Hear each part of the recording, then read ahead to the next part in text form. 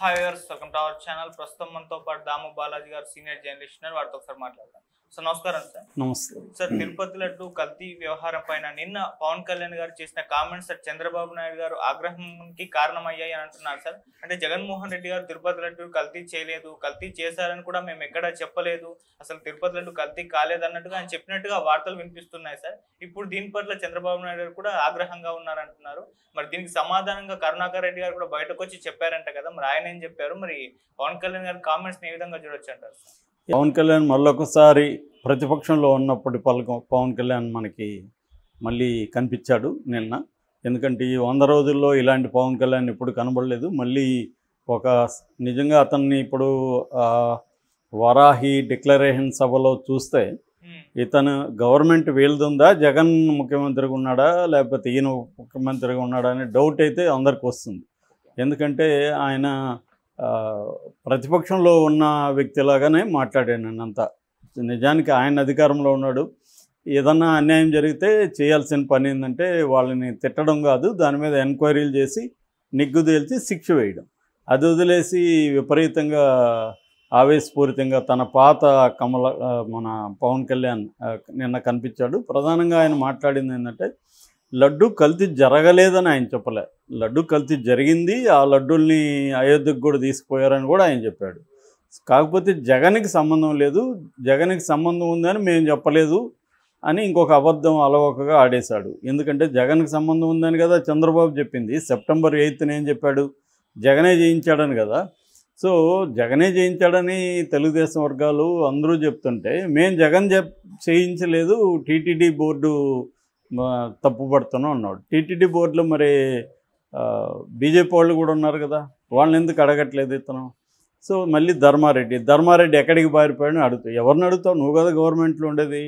పారిపోతే పట్టుకో, పోలీసులు ఉన్నారు నీ దగ్గర, సిఐడి ఉంది, ఇవి సరిపోకపోతే సిబిఐని అడుగు. కాబట్టి ఇక్కడ అతను ప్రతిపక్షంలో ఉన్నవాళ్ళలాగా మాట్లాడుతున్నాడు. అధికార పక్షంలో ఉన్నవాళ్ళు పారిపోతే చేయాలి, లడ్డు కల్తీ జరిగితే చేయాలి. నిజానికి లడ్డు కల్తీ జరిగిందనే ఆధారాలు లేవని సుప్రీంకోర్టే చెప్తే ఈయన మళ్ళీ సేమ్ అదే ఆయన భాషలో పాచిపోయిన లడ్డు లాగానే మాట్లాడుతున్నాడు. సో మళ్ళీ అదే భాష మాట్లాడుతున్నాడు. సుప్రీంకోర్టుని కూడా విమర్శించాడు, దాన్ని నేను సపరేట్గా వీడియోలో మాట్లాడతాను. సో ఇది ప్రధానంగా ఏంటంటే అతను జగన్ మీదనే కోపంగానే ఉన్నాడు. జగన్ ఇప్పుడు అధికారంలో ఉన్నట్టే బిహేవ్ చేశాడు. జగన్ని అప్పటిట్లో ఎట్లయితే తొక్కేస్తాను నిలిపేస్తాను అన్నాడు, అలాగే ఇప్పుడు కూడా తొక్కేస్తాను, జగన్ని ఒకటిదానికి పరిమితం చేస్తున్నాడు. జగన్కి 40% ఓట్లు వచ్చాయి. ఇతను ఇండిపెండెంట్గా పోటీ చేస్తే ఇతనికి 6-7% కంటే ఓట్లు వచ్చే పరిస్థితి లేదు. అదేదో కాంబినేషన్లో ఆయన గెలవగలిగాడు. 10 ఏళ్ళు మరి తను గెలవలేడు కదా. గతంలో వెంకటేశ్వర స్వామికి వీళ్ళందరూ నష్టం చేయడం వల్లనే 11 వచ్చాయని చెప్తున్నాడు. మరి ఈయన ఏ దేవుడికి నష్టం చేయడం వల్ల 10 ఏళ్ల పాటు ఒక సీటు కూడా గెలవలేదు. సో ఇవన్నీ ఏంటంటే రాజకీయంగా లడ్డూని తను ఉపయోగించుకోవడం ఒకటి. రెండవది చంద్రబాబుకు వచ్చిన చెడ్డ పేరు, దేశవ్యాప్తంగా చంద్రబాబుకు చెడ్డ పేరు వచ్చింది ఈ లడ్డు విషయంలో. సుప్రీంకోర్టు కామెంట్స్ తర్వాత అయితే చాలా సివియర్గానే చంద్రబాబుకు వ్యతిరేకంగా వచ్చింది. దాన్ని కవర్ చేయడం కోసమే ఇప్పుడు ఈయన దిగినట్టుగా ఒక వ్యూహం కనపడుతుంది. రెండో వ్యూహం బీజేపీ వ్యూహాన్ని అమలు చేయడం. అంటే లాంగ్ టర్మ్ షార్ట్ టర్మ్ రెండు ఉన్నాయి ఎవరికైనా, పవన్ కళ్యాణ్కి కూడా రెండు ఉంటాయి.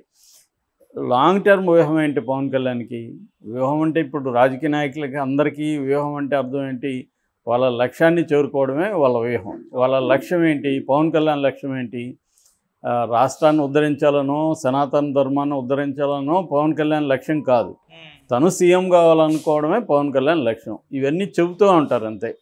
లేకపోతే పవన్ కళ్యాణ్ చిన్నప్పటి నుంచి అతనికి సనాతన ధర్మానికి అతనికి ఏం సంబంధం? ఎప్పుడైనా మనం పవన్ కళ్యాణ్ సనాతన ధర్మాన్ని మాట్లాడింది విన్నామా? వాళ్ళ నాన్నేమో పూజ గదిలో దీపంలో సిగరెట్ వెలిగించుకుంటాడని ఇతనే చెప్పాడు. వాళ్ళ అన్నలిద్దరూ దేవుళ్ళు నమ్మకం లేదని వాళ్ళు చెప్పారు. ఇతనేమో 2 హిందూ పెళ్ళిళ్ళు చేసుకొని 3వది క్రిస్టియన్ పెళ్లి చేసుకొని బాప్టిజం తీసుకున్నానని అతనే చెప్పాడు. ఇతని పిల్లల్ని ఆయన భూమన కరుణాకర్ రెడ్డి విమర్శించినట్టుగా 14 ఏళ్ల వరకు ఎప్పుడూ తిరుమలకి తీసుకురాలేదు. ఇప్పటివరకు భార్య సమేతంగా ఎక్కడా ఆయన బయటికి రాలేదు. ఓన్లీ ఎలక్షన్ ముందు మాత్రం కనబడ్డాడు పబ్లిక్ ప్లేస్లో. సో ఎవరైనా కూడా నిజంగా సనాతనిదైతే చిన్నపిల్లల్ని మామూలుగానే తీసుకెళ్ళి గుండు కొట్టించడం ఇవన్నీ చేస్తారు. క్లియర్గా ఏంటంటే ఇప్పుడు కూడా ఎందుకు తీసుకొచ్చాడు, 14 ఏళ్ళుగా ఆ అమ్మాయి రెండవ కూతురు ఎవరైతే ఉన్నాయో పోలినా అంజన కొనిదెల, ఆ పేర్లు కూడా వెరీ కన్ఫ్యూజన్. సో ఆ పోలినా అంజన కొనిదెలని ఇప్పటివరకు ఎవరికి చూపించలేదు. చిన్న పాప ఉన్నప్పుడు ఫోటోలు అవి ఉన్నాయి తప్ప ప్రాపర్గా ఈయన పిల్లలతో కలిసి ఉన్నవి లేవు. ఓన్లీ ఆ రేణుదాసే పిల్లలతోనే ఉన్నాడు. సో ఇలాంటి సడన్గా ఇక్కడ ఎందుకు తీసుకొచ్చాడు అనేది నిన్న చెప్పాను నేను. ఆయనకు ఒక వ్యూహంతోనే తీసుకొచ్చాడు, ప్లాన్డ్గానే. అంటే జగన్ డిక్లరేషన్ ఇవ్వలేదు, నేను ఇస్తున్నాను అని చెప్పడానికే తీసుకొచ్చాడు. సో అంటే ఇదంతా కూడా ఒక ప్లాన్ చేసుకొని వచ్చాడు. ఈ ప్లాన్లో long term, short term plan ఏమో చంద్రబాబుని కాపాడడం, లాంగ్ టర్మ్ ప్లాన్ ఏమో నెక్స్ట్ ఈయన సీఎం అయ్యే అవకాశాలు లేవు. ఎందుకంటే చంద్రబాబు ఇతన్ని సీఎం చేయడానికి ఎట్టి పరిస్థితుల్లో ఒప్పుకోడు, లోకేష్ని సీఎం చేయాలనుకుంటాడు. కాబట్టి బీజేపీకి ఒక ప్లాన్ ఉంది. బీజేపీ ఏంటంటే బీజేపీకి విధిలేని పరిస్థితుల్లో తెలుగుదేశంతో పొత్తులకు వెళ్ళింది, కానీ బీజేపీకి ఏ రకమైన ఇంట్రెస్టు తెలుగుదేశంతో లేదు. రెండోది నమ్మకమైన మిత్రుడు కాదు అనేది కూడా బీజేపీకి ఉన్న ఐడియా, సో అంచనా చంద్రబాబు మీద.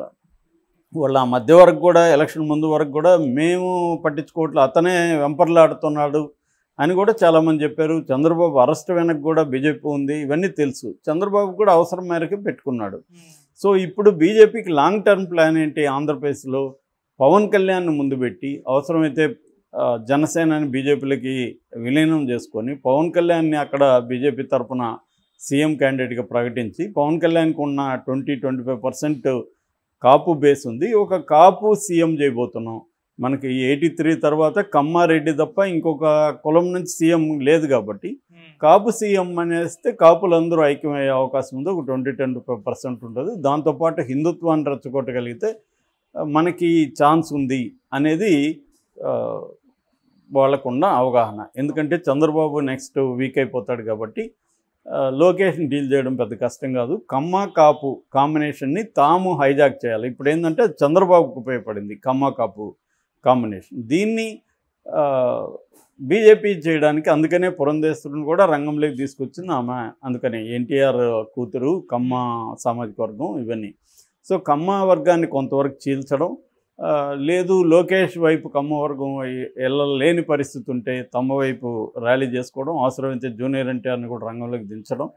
సో ఇది ఒక స్కీమ్ అయితే ఉంది. అందుకని పవన్ కళ్యాణ్ సడన్గా ఇప్పుడు తాను హిందూ మత ఉద్ధారకుడి పాత్ర లేపాడు, సెక్యులరిజాన్ని బూతులు తిడుతున్నాడు, రాహుల్ గాంధీని తిట్టాడు.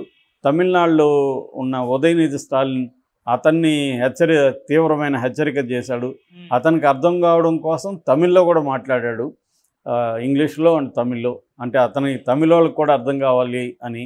అంటే దీని వెనక ఇంకొక ప్రయోజనం కూడా ఏంటంటే 2 రోజుల్లో హర్యానా ఎలక్షన్లు ఉన్నాయి, దానికోసం కూడా ఇతను చేసినట్టుగా కనబడుతుంది. ఎందుకంటే హర్యానాలో కూడా వాళ్ళు ఓడిపోయే పరిస్థితి కనబడుతుంది బీజేపీ. అందుకని డేరా బాబాను కూడా వాళ్ళు బయటికి తీసుకొచ్చారు. పెరోల్ మీద డేరా బాబాను తీసుకురావడం వెనక ఒక 15% దళిత్ ఓట్స్ అక్కడ ఉన్నాయి, అవి ఏమన్నా అందులో కొంతన్నా డేరా బాబాని చూసి పడతాయి అనేది వాళ్ళ ప్లాను. అందుకని ఆయన్ని పెరోల్ మీద బయటికి తీసుకొచ్చారు. సో ఆ కాంటెక్స్లో భాగంగా పవన్ కళ్యాణ్ ఇక్కడ ఈ సనాతన ధర్మంకి ఛాంపియన్ లాగా ఇతను అవతారం ఎత్తి ఒక గెటప్ వేసి 11 రోజులు దీక్ష చేసి సడన్గా రంగంలోకి వచ్చాడు. నిజానికి ఇతని కుటుంబానికి హిందూ మతంతో ఎప్పుడూ సంబంధం లేదు. మామూలుగా వాళ్ళు అందరిలాగే వాళ్ళు జీవిస్తున్నారు తప్ప హిందూ మతాని కోసం వాళ్ళు ఫైట్ చేసింది లేదు. వాళ్ళకి దేవుడి మీద అంత గట్టి ఇది కూడా లేదు. ప్రధానంగా పవన్ కళ్యాణ్కి కూడా ఎప్పుడు లేదు. పవన్ కళ్యాణ్ చెగువెరా అనేవాడు, తర్వాత ఏమో దళిత్ మాస్టర్జీతో ఎక్కువ కాలం గడిపాడు, గద్దర్తో ఉన్నాడు, నా ఆదర్శం చెగువెరా అన్నాడు, విప్లవం అన్నాడు, ఇవన్నీ మాట్లాడాడు. ఒకప్పుడు హిందువులకు వ్యతిరేకంగా కూడా ఆయన మాట్లాడినాడు.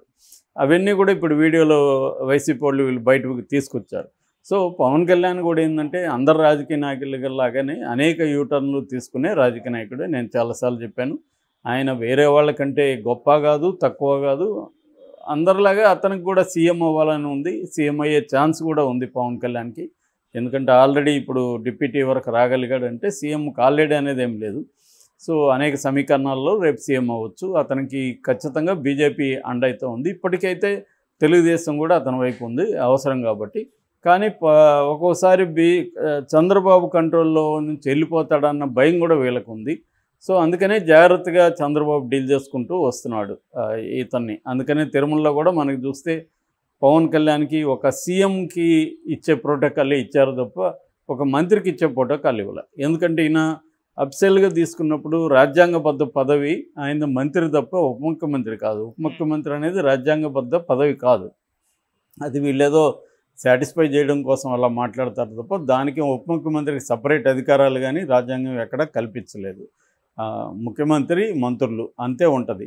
సో వీళ్ళు ఏంటంటే కొన్ని వర్గాల్ని సాటిస్ఫై చేయడం కోసం, కొందరు వ్యక్తుల్ని సాటిస్ఫై చేయడం కోసం ఉప ముఖ్యమంత్రి అనే పదవి ఒకటి క్రియేట్ చేసి ఇస్తున్నారు తప్ప దానికి ఏమీ రాజ్యాంగబద్ధత లేదు. మామూలుగా మంత్రికి ఇచ్చే ప్రోటోకాల్ కాకుండా ఆయనకి సివియర్గా ఇచ్చారు. సో ఏదేమైనా ఆయన సనాతన ధర్మ అవతారం ఎత్తాడు సడన్గా, ధర్మ పరిరక్షకుని అవతారం. అందుకని ఆయన పవనానందాన్ని కూడా ఎవరు బోమన కరుణాకర్ రెడ్డి పేరు పెట్టాడు ఈయనకి. పవనానంద ఒక ఆల్వార్లాగా ఎగురుతున్నాడు ఇక్కడ అనేసి. నిజానికి ఈయనకి ఎప్పుడు సనాతన ధర్మంతో సంబంధం లేదనేది కూడా అతను చెప్పాడు. రెండవది మళ్ళీ అదేదో పాడిందే పాడరా పాచిపళ్ళ దాసరి అనే ఒక పాత సామెతలాగా మళ్ళీ 31,000 మంది 4 ఏళ్లలో మిస్ అయ్యారంటాడు. అరే బాయ్, నువ్వు కదా ఇప్పుడు గవర్నమెంట్లో ఉన్నావు, 100 రోజులు అయింది, 31,000 మంది అమ్మాయిలు మిస్ అయితే ఏం చేస్తున్నావు? మరి డీజీపీతో మాట్లాడి దాని కమిషన్ వేసి సిఐడి ఎంక్వైరీ లేదా సిబిఐ ఎంక్వైరీ చేయొచ్చు కదా. సెంట్రల్లో కూడా మీదే కదా గవర్నమెంట్ ఉంది. మరి చేసి జగన్ని తోలుదీయండి. 31,000 మంది ఇదైతే ఇది సీరియస్ అలిగేషన్ కదా. ఇంకా మళ్ళీ అలిగేషనే చేస్తున్నాడు. అందుకే నాకు డౌట్ వచ్చింది, ఇతను ఉప ముఖ్యమంత్రి లేకపోతే ప్రతిపక్ష నాయకుడా అని. నాకే కాదు, ఫేస్బుక్లో మిగతా సోషల్ మీడియాలో అందరూ ఇదే అడుగుతున్నారు, ఏమైంది ఇతనికి ఇంతకుముందు కంటే ఇంకా ఘోరంగా తయారయ్యాడన్న కామెంట్లే మనకి ఎక్కువ కనిపిస్తున్నాయి. మేబీ పవన్ కళ్యాణ్ అభిమానులు మళ్ళీ మన పవన్ కళ్యాణ్ చూసామని యాంటిక్స్ అంటారు, అటువంటి ఒక యాంటిక్స్ ఊగిపోవడం, అరవడం, ఆ యాంటిక్స్ మళ్ళీ కనబడతాయి. అవి చేస్తున్నారంటేనే అర్థం మనకి డౌట్ వస్తుంది ఇతను యాక్ట్ చేస్తున్నాడని. అంత ఊగిపోవాల్సిన అవసరం లేదు. హిందూ మతం అంత ఘోరంగా ఏం లేదు. రెండోది సనాతన ధర్మం అంటే ఏంటో ఇప్పటివరకు ఆయన కూడా చెప్పలే. సనాతన ధర్మం అంటే అందరూ సకల జనులు బాగుండాలని కోరుకునేది అన్నాడు. అట్లాంటప్పుడు మరి కులం ఎందుకు ఉంది ఇండియాలో? వర్ణాశ్రమ ధర్మం ఎందుకు ఉంది? అందరూ ఎందుకు ఈక్వల్గా లేరు? సనాతన ధర్మంలో స్త్రీలకు ఎందుకు సపరేట్గా చట్టాలను పెట్టి స్త్రీలని అతి ఘోరంగా ట్రీట్ చేసే మనుధర్మ శాసనం లాంటివి వచ్చాయి? ఇవన్నీ మాట్లాడట్లేదు. సనాతన ధర్మం అంటే అందరూ సమానంగా చూసే ధర్మం అని ఆయన ఎక్కడ రాసింది ఎక్కడా లేదు. సర్వేజన సుఖనభవంతు అనేది ఒక స్లోగన్ తప్ప అది ఎప్పుడు లైఫ్లో కాలేదు. చట్టాలన్నీ కూడా మనకి బ్రిటిష్ కాలం నాటికి ముందున్న హిందూ చట్టాలన్నీ కూడా ఒకే నేరం. దళితుడు చేస్తే ఒక రకమైన శిక్ష వేయాలి, బ్రాహ్మణుడు చేస్తే ఒక రకమైన శిక్ష వేయాలి, స్త్రీలు చేస్తే ఒక రకమైన శిక్ష ఉంటుంది. ఇవన్నీ క్లియర్గా ఉన్నాయి, అవి అమలైనాయి కూడా. సో అందుకనే ఇప్పటికి కూడా మాలపల్లెలు మాదిగపల్లెలు సపరేట్గా ఎందుకున్నాయి? సమానత్వం అయితే కలిసి ఎందుకు లేరు? ఇప్పటికి కూడా ఎందుకు దళితులకి చాలా చోట్ల ఇండ్లు ఇవ్వట్లేదు? ఇదంతా సనాతన ధర్మమే కదా. సనాతన ధర్మంలో ప్రాబ్లమ్స్ ఉన్నాయి కాబట్టే కదా దాని నుంచి బయటకు వెళ్తున్నారు. సో ఇతను కూడా అసలు ఫోర్స్గా సనాతన ధర్మాన్నో ఇంకొక ధర్మాన్నో ఫోర్స్ చేసే హక్కు ఇతనికి ఏముంది? ఇండియన్ కాన్స్టిట్యూషన్ ప్రకారం, మన భారత రాజ్యాంగం ప్రకారం మన వ్యవస్థ నడవాలా? ఇతను చెప్పే సనాతన ధర్మం ప్రకారం నడవాలా? సనాతన ధర్మాన్ని నాకు ఇష్టము, నేను ఫాలో అవుతాను, మీరు కూడా ఫాలో అవ్వండి, సనాతన ధర్మం అంటే ఇది అని చెప్పగలగాలి. అది వదిలి ఊగిపోయి నేను అది చేస్తా ఇది చేస్తానని ఎగరడం దేనికి? ఎగిరితే ఎవడికి లాభం? తనకే ఆల్రెడీ హెల్త్ ఏదో ఇష్యూస్ ఉన్నాయి, అది ఇంకా డిటీరియేట్ అవ్వడం తప్ప వేరే వాడికి ఎవడు ఇక్కడ కదిలే పరిస్థితి ఏం లేదు. ఇక్కడ దళిత సంఘాలు కావచ్చు, వీళ్ళందరూ చాలా స్ట్రాంగ్గా ఈ విషయాల మీద, అంబేద్కరే వేదాల మీద వీటి మీద సమగ్రంగా ఆయన చదివి దాని మీద విమర్శిస్తూ పుస్తకాలు రాశాడు. దళిత నాయకులు, దళిత మేధావులు చాలామంది వీటి మీద వర్క్ చేశారు. అట్లాగే మార్క్సిస్టు చరిత్రకారులు కూడా ఈ పురాణాలు కావచ్చు, సనాతన ధర్మం, వీటి మీద అంతా వర్క్ చేశారు. ఇది ఎవరికి మంచి ఎవరికి చెడు అనేది తేల్చేశారు. సనాతన ధర్మం అనేది rejected by majority of the people in India. అది ఎవరో ఇలాంటి వాళ్ళు కొంతమంది పట్టుకొని చేస్తున్నారు. సో దీన్ని ఇప్పుడు పవన్ కళ్యాణ్ ఈ అవతారం ఎత్తడం అనేది ఖచ్చితంగా నాకు తెలిసి ఆయనకే నష్టం అవుతుంది. ఎందుకంటే ఆయన అభిమానులు కూడా దళిత సెక్షన్ వీళ్ళు ఎక్కువే ఉంటారు, ఓన్లీ కాపులే ఉండరు. కాపులందరూ కూడా సనాతన ధర్మాన్ని ఫాలో కావాలని ఎవరు ఇవాళ అనుకోరు, ఎందుకంటే స్త్రీలకే సమానత్వం కావాలనుకుంటారు. ఇదేంటంటే ఒక బ్రహ్మ పదార్థం లాగా సనాతన ధర్మం అని చెప్పి చివరికి రాహుల్ గాంధీని కూడా విమర్శించాల్సిన అవసరం లేదు యాక్చువల్గా. కానీ ఎందుకు చేశాడంటే మళ్ళీ అగైన్ హర్యానా ఎన్నికలను దృష్టిలో పెట్టుకొని రాహుల్ గాంధీ రాముడికి వ్యతిరేకం అనే ఒక కథనాన్ని, రాహుల్ గాంధీ రాముడికి వ్యతిరేకంగా ఎప్పుడు మాట్లాడాడు అంటే హర్యానా ఎన్నికలకు కూడా ఇదేమైనా పనికొస్తుంది